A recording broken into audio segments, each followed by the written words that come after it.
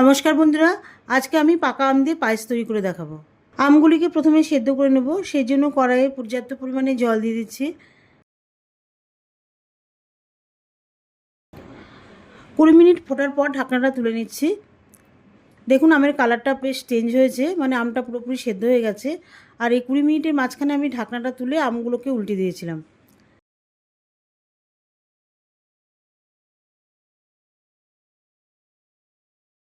যাই হোক, গ্যাসটা অফ করে আমগুলোকে তুলে নিচ্ছি।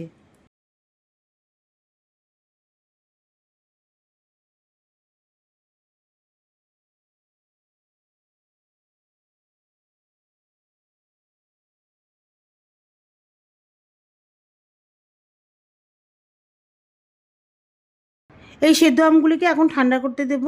আর এই সময় মাঝখানে আমি পায়েসটা তৈরি করে নেব। এর জন্য কড়াইয়ে 1 লিটার মতন দুধ দিয়ে দিচ্ছি।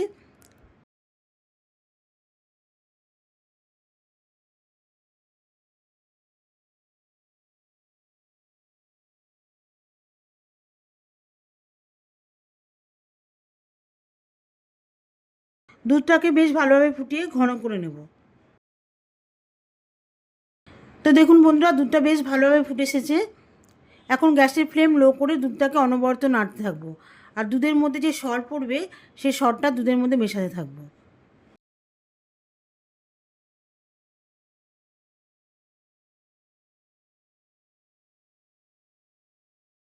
তো দেখুন বন্ধুরা, দুধটা ফোটাতে ফোটাতে অনেকটাই ঘন এসেছে।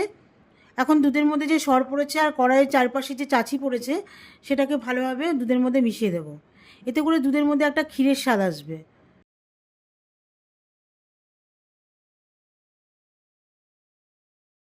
সরটা দুধের মধ্যে ভালো করে মেশানো হয়ে গেলে এখন এর মধ্যে চিনি দিয়ে দেবো। আমি এখানে 100 গ্রাম পরিমাণে চিনি নিয়েছি, এর থেকে অর্ধেকটা দুধের মধ্যে মিশিয়ে দিচ্ছি।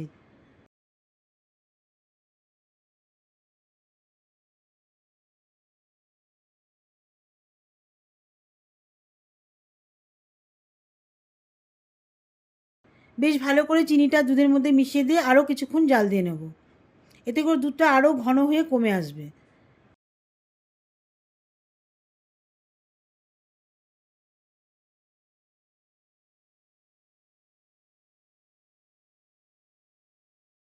সবগুলো আমি ঘষে ঘষে কাত বার করে নিয়েছি।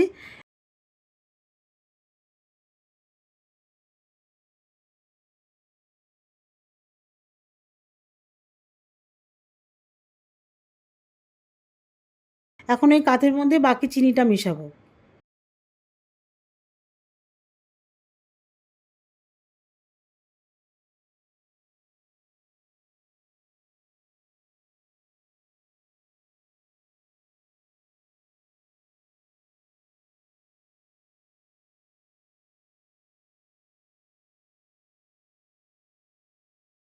চামচ দিয়ে বেশ ভালোভাবে নাড়িয়ে পাল্পের মধ্যে চিনিটা মিশিয়ে দিয়েছি।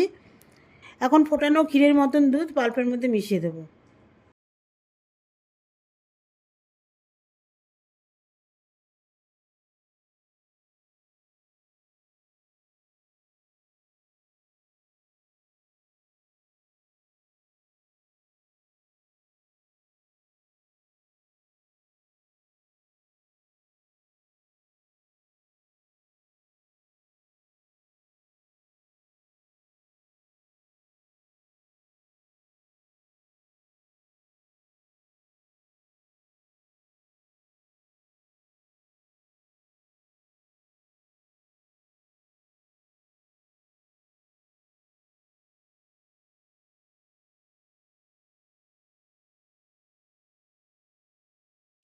বেশ ভালোভাবে মেশানোর পরে 1 চামচ মতন গোলাপ জল মিশিয়ে দিচ্ছি।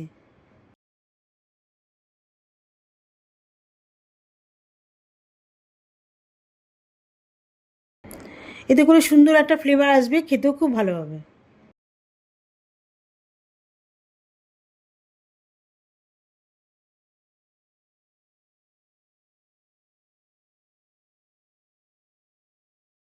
ব্যাস, আমের পায়েস পুরোপুরি রেডি। এখন এই পায়েসটা আমি একটা বাটির মধ্যে ঢেলে দিচ্ছি।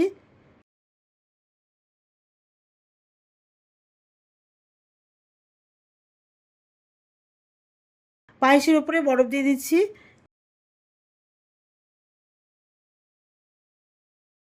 এই বরফ দিয়ে আমের পায়েসটা খাবেন, দারুণ লাগবে খেতে।